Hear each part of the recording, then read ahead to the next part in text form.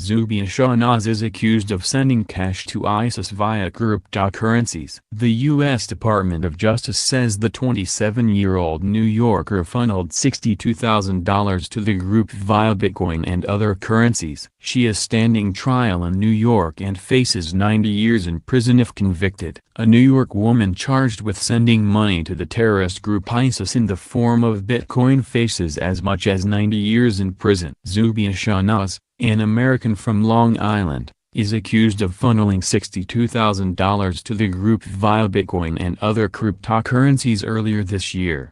Shahnaz took out more than a dozen credit cards earlier this year and used the money she borrowed to buy cryptocurrency and send it abroad, according to an indictment filed by U.S. attorneys in federal court. A press release by the Department of Justice said she sent more than $150,000, or £112,000, to benefit the terrorist group, also known as the Islamic State or ISIL, but it did not specify what it form the other $88,000 took.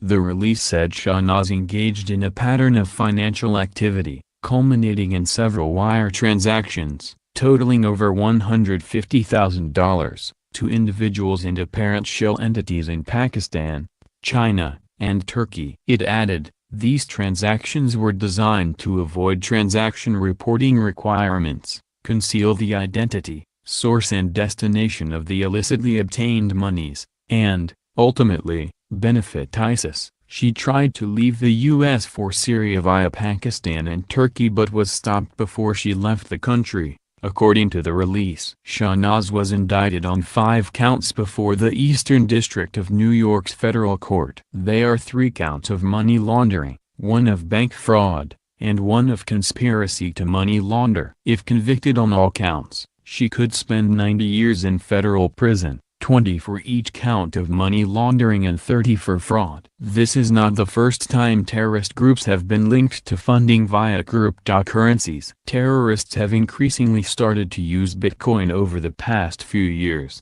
increasing from about 100 daily transactions in 2009 to 282,000 daily transactions in 2017 so far, the Council on Foreign Relations said.